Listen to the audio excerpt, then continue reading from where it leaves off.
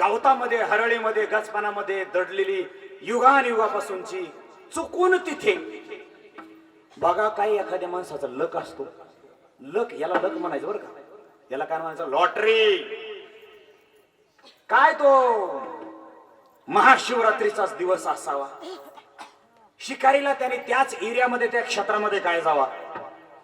संध्याकाळचं इथं शिकार करून आपण जायचं म्हणून त्यांनी त्याच झाडावर काय चढावा आणि ज्या झाडावर चढला तिथेच महादेवाची पिंड खाली काय असावा. आणि नेमकं तेवढ्यावरही भागलं नाही. ते पुढचं तळ दिसत नव्हतं म्हणून ते आपलं फांद्या मोडायचं आणि खाली टाकायचं, पानं मोडायचं आणि खाली टाकायचं. माणसाला काही काम नसलं की माणूस आपलं बसल्या बसल्या ते माती उकरीत नाकाने पायाने. एखाद्याला ते नाही सापडलं तर गवताची गाडी घेईन, काहीतरी पडलेली गाडी घेईन, असं काहीतरी जाईत बसलं. काहीतरी काम केल्याशिवाय त्या माणसाला मार्ग काहीतरी खोटर करणं. मग काय करायचं, जोर येत नाही तोपर्यंत आपलं पान घ्यायचं खाली तोडायचं, पान घ्यायचं खाली तोडायचं. लक्षावधी पानं चुकून महादेवाच्या पिंडीवरती पडली. महादेव प्रसन्न. त्याने विचारलं, कोण हो? माय नेम इज महादेव. तुम कोण? आम्ही शिकारी. मी तुला प्रसन्न झालोय म्हणले. आज खूप मुहूर्तावर तू माझी सेवा केली. म्हणलं मी का सेवा केली? चौधरी महाराज मी का सेवा केली? जाऊ दे, आलंय ना मा काय देणार महादेव तुम्ही?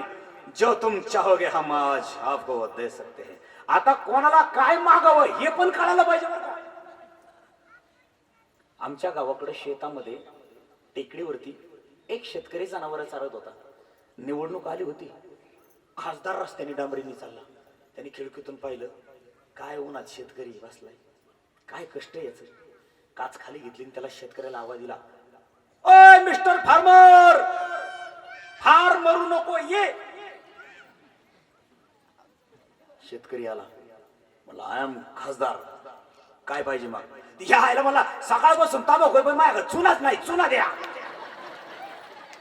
अरे नरसळ्या, खासदार मिळालाय, काय पाहिजे ते मिळेल. कोणाला काय मागावं? चुना. 70 वर्षाची एक म्हातारी होती, 70 वर्षाची आणि 80 वर्षाचा तिचा मालक. आज ना उद्या यांचा रामनाम सत्य होईल. त्यांना मुलबाळच नव्हतं. वाट पाहत बसले, देवाची पूजा करत बसले, देवाची तपश्चर्या करत बसले, नामस्मरण करत बसले, सेवा करत बसले. देवा मुलगा दे, मुलगा दे, मुलगा दे. एवढं लुटू कमवलेलं आहे सगळं. मग याला वारसदार नको का? देवा एक तरी मुलगा दे. सेवा केली, म्हातारपणाला देव झाला बा प्रसन्न. देव म्हणला, मिसेस आजी काय पाहिजे तुम्हाला? आजी म्हणली, द्यावा जास्त काय नको, माझ्या नातवाच्या डोक्यावर ते छत्र धरलेलं मला बघायचं आहे. माझ्या नातवाच्या डोक्यावर छत्र धरलेलं मला बघायचंय. 70-80 वय झालं. ही आज ना उद्या उचलायची वेळ आली आणि हिने नातू मागितला. नातवाच्या डोक्यावर छत्र धरायला पाहिजे. म्हणजे सगळ्यात महत्वाचं, देवाला आधी तिला मुलगा द्यावा लागला, मुलालाही मुलगा द्यावा लागला आणि त्या मुलाला राजा करावं लागलं. ही टेकायला आलेली म्हातारीला आयुष्य मिळालं किती? एकाच मागणी प्रकरणामध्ये म्हातारीने किती फॅसिलिटी मागून घेतल्या. काय मागावं माणसाला कळायला पाहिजे. हा शिकारी महादेवाला म्हणतो, जास्त काय नाही, मला पशु पक्ष्यांची आणि मुक्या जनावरांची भाषा कळल असं मला काहीतरी दे. तथास्तु.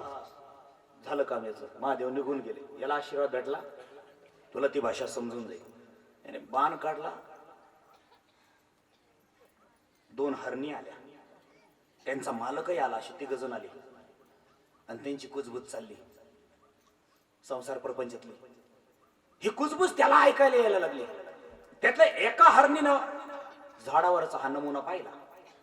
ती म्हणली, आम्हाला मारू नका, आम्हाला मारू नका. नाही म्हणला, माझ्याकडे पर्याय नाही. मला तुम्हाला मारायची इच्छा नाहीये, पण माझ्याकडे पर्याय नाही. कारण तुम्हाला जर नाही मारलं तर घरी माझ्या लेकरा बाळाला खायला काहीच मिळणार नाही. माझ्याकडे पर्याय नाही. आय एम सो सॉरी, मी तुम्हाला मारणार. हा मारणार हे ठरलं. मग जिथं पत्नीवर संकट आलं तिथं पतीने पुढं आधी झालं पाहिजे. ही आपली संस्कृती सांगते. जिथं पत्नीवर संकट आलं तिथं लगेच यांचा पती पुढे झाला. म्हटला, हे माझ्या राण्या दोन्ही, माझं कर्तव्य यांचा प्राण वाचवणं. तू माझा प्राण घे आणि तुमच्या मुलांसाठी मला घेऊन जा. ते म्हणले, आमच्या डोळ्या देखत आमचा पती गेलेला आम्हाला सहन होणार नाही. आम्ही गेलो तरी चालेल, आम्हाला विधवा जगायचं नाही. शिकारी बुवा, तुम्ही आम्हाला मारा. नर म्हणायचा आम्हाला मारा, मादी म्हणायची आम्हाला मारा. मग ते म्हणले तुमचं काय करायचं ते नेमकं फायनल ठरवा, एकदा माझ्याकडे थोडासा वेळ कमी आहे, थोडक्यात पटकन सांगा नेमकं तुमचं काय करायचं. त्यातली एक म्हटली, हे बघ तू माझी सवत आहेस, मला 2 लेकर आहेत, माझ्या 2 लेकराचा सांभाळ कर, मला मूल आहे, आणि सगळ्यात महत्वाचं तुझ्या पोटामध्ये सुद्धा मूल आहे, तू त्याला जन्माला घाल आणि माझ्या हे लेकराला सांभाळ, मी जाते, तुम्ही दोघं माघारी जा.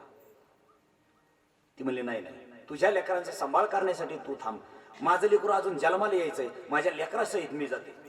मृत्यूसाठी इथं झुंज चालली ती चौघांची.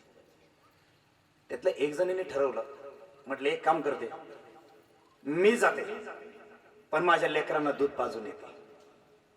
त्यातली एक हरणी माघारी गेली, लेकरांना दूध पाजू लागली, आणि आईचं दूध पित असताना लेकरांच्या डोळ्याला दिसलं, आईच्या डोळ्यातून टिप गळत असताना आईला विचारलं त्यांनी, हे मा क्यों रो रही हो, का रडतेस? त्यातल्या हरणीने सांगितलं, बाळांनो यानंतर पुण्यांदा कधीच मी तुम्हाला दिसणार नाही रे, शिकारी माझी वाट पाहतोय रे, तुम्ही दुसऱ्या आई बरोबर आनंदाने जगा, आनंदाने राहा, आता यानंतर पुण्यांदा भेट होणार नाही. तिकडा सगळा इतिहास इथं सांगितला. लेकर म्हणले नाही आई, शिकारीला भेटायला आम्हाला पण यायची. ती लेकरांना घेऊन आली, शिकाऱ्याच्या पुढे गेली आणि लेकर म्हणायला लागले, आमच्या डोळ्या देखत आमचे आई वडील गेलेले आम्हाला सहन होणार नाही, तुम्ही आम्हाला संपा. ह्या कुटुंबाचं प्रेम पाहिलं आणि शिकारी शेवट अक्षरशः म्हणला, माझ्या आणि माझ्या कुटुंबाचे आज प्राण गेले तरी चालतील, पण आज मी तुम्हाला कोणालाच मारणार नाही, कोणालाच मारणार नाही. यांना मृत्यू मोक्ष दिला, पण हे हरण हरणी देवलोकातले होते, त्यांना शाप मिळाला होता, ते शाप भोगायला खाली आले होते आणि त्यांची व्हॅलिडिटी संपली होती. महाशिवरात्रीच्या पर्वावरती त्यांना विमान न्यायला आलं.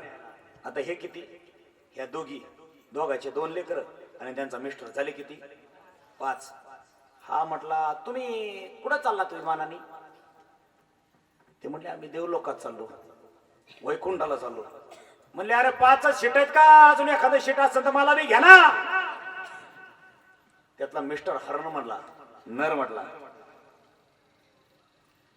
अजून तुझं पाप संपलेलं नाहीये.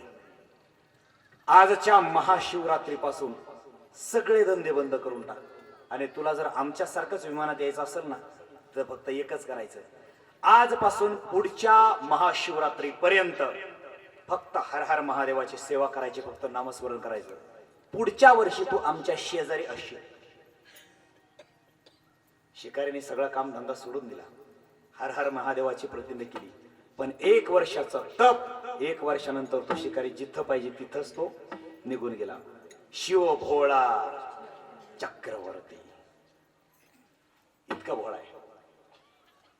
आज ती संधी आहे, हा पर्व खूप महत्वाचा आहे.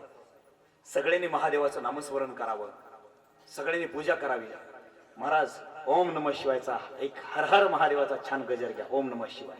नमः शिवाय, ओम नमः शिवाय, हर हर भोले नमः शिवाय.